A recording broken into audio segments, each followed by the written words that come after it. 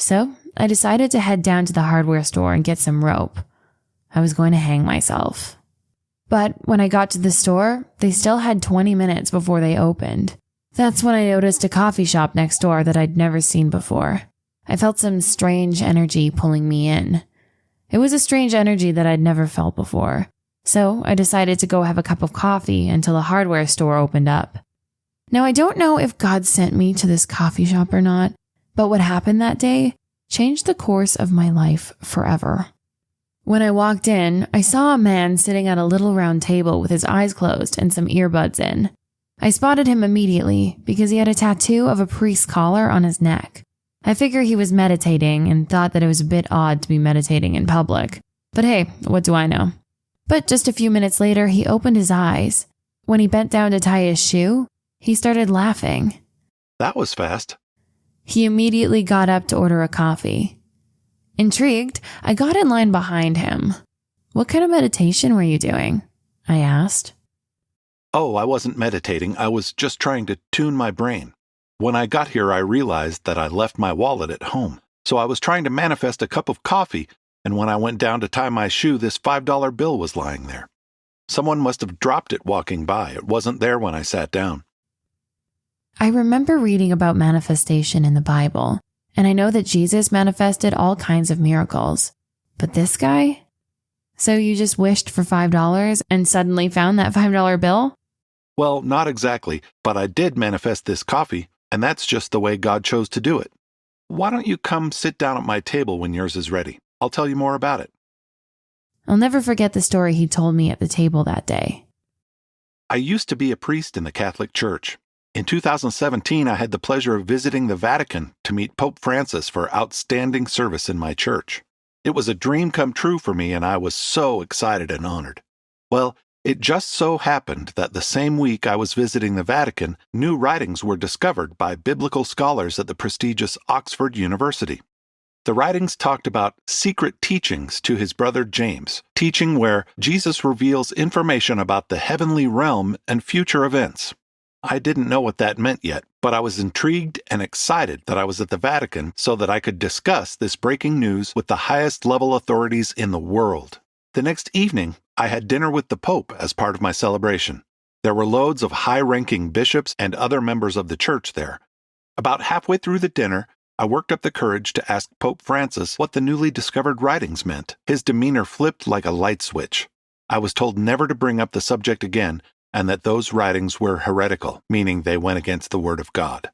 I was confused. I thought everyone would be excited to discuss the new discovery. The mood for the rest of the dinner was off. No one made eye contact with me for the rest of the evening, until I got back to my quarters, when suddenly an elderly priest slipped in and closed the door. What he told me that night floored me. He said that those newly discovered writings were part of a secret document that showed how to manifest miracles like Jesus did. That's what the heavenly realm and future events part was referring to. So if you knew how to get in tune with God's frequency, you could manifest anything your heart desires, which is obviously incredibly powerful. Problem is, the church didn't want this information to get out. They were afraid it would fall into the wrong hands and be used for evil, so they covered it up for nearly 2,000 years. I think he could tell that I was a little skeptical because he actually pulled out his iPhone and showed me some pics he managed to sneak. Luckily, I'm able to read Greek, and there it was in print, right in front of my eyes. Jesus telling his brother exactly how he could manifest miracles so that he could carry on after Jesus' death. And there were way more letters than what were famously discovered at Oxford University a few years ago. I spent about 15 jaw-dropping minutes reading the letters, trying to process what I was reading, and the fact that the church had been covering up this information for 2 centuries. Before the old priest left my quarters that night, he told me to drop the subject. I was instructed not to bring it up again, for my own safety. I tossed and turned all night with this knowledge rolling around in my head.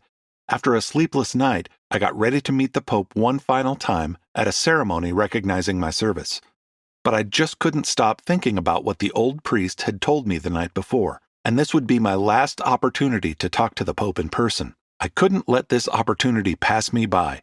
I had to ask the Pope if this was true. When I asked him about the teachings and if what I heard was true, the ceremony was abruptly canceled before it even got started. I was escorted out of the building and promptly sent back to the States. After I got home, I was notified by my lead priest that I was banned from the church for life. My priesthood revoked. I saw everything that I worked so hard for evaporate in the blink of an eye. But after seeing Jesus' secret teachings for myself, I knew I had to look more into this. After I picked up my jaw off the floor, I had to know more. I asked the ex-priest, "So what's the deal? How come I haven't been able to manifest anything worthwhile?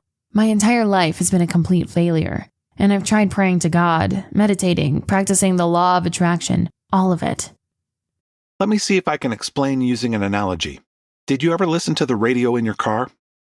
I do. I love to listen to the news in the morning on the way to work. Me too, but unfortunately I broke my antenna off in the car wash the other day, and now I can't tune into any stations. Oh, that sucks.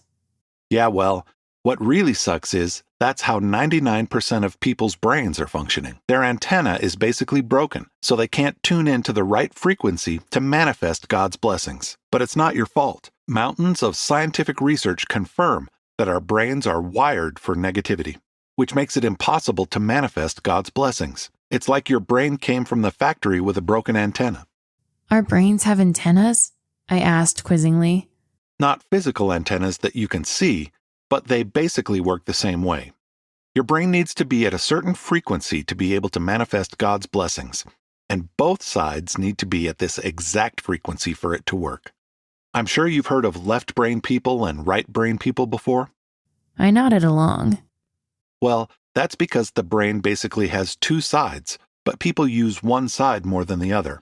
Artists and creative type folks use the left side of their brain, while analytical type people like engineers and accountants are dominant on the right side of the brain. But in order to manifest the way Jesus talked about, your brain needs to vibrate at a certain frequency called theta, or as I call it, the God frequency. And if both sides aren't vibrating at this exact frequency, it's like trying to get reception on your car radio with no antenna, just like Jesus talked about in the letter to his brother. You see, back then, they used meditation and prayer. Some of Jesus' greatest miracles were performed after he famously went to the desert to fast for 40 days. That's because he spent 40 days meditating and getting his brain in perfect balance at the exact right frequency. And here's the thing, that was over 2,000 years ago, before all the technology and overwhelm of modern times that keeps our brains even further out of balance and out of tune, making it harder than ever to put our brains at the God frequency. But in order to manifest the way Jesus talked about in the Bible and in his secret teachings, your brain must be tuned to this very specific God frequency. Now, there are people who can put their brain into theta after mastering high-level meditation. Jesus and his disciples did it in biblical times, but most people aren't able to accomplish this, even if they're too proud to admit it. But thanks to modern technology, there is an easier way to change the frequency of your brain.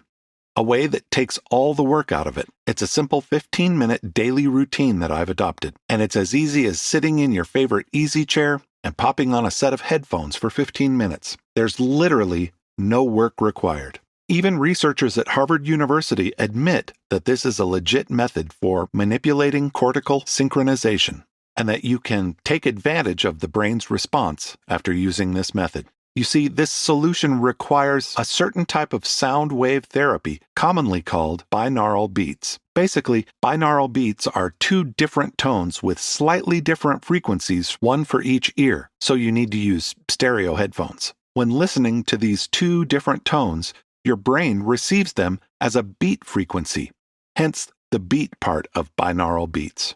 And that's when your brain is manipulated for cortical synchronization, which is just a fancy way of saying that the vibrations in your brain are synced to a certain frequency. And that's exactly what you need to be able to make your manifestations reality. Both sides need to be synced up, but at the God frequency. Listening to binaural beats makes synchronizing your brain effortless. It takes all the work out of it. All you have to do is pop your earbuds in and listen. Your brain will automatically be synced up, which is a lot easier than mastering meditation. Because if you're like me, you struggle mightily trying to meditate. And 99% of people can't reach a balanced state through meditation alone anyway, much less reach the exact frequency required to manifest God's blessings. That's why binaural beats have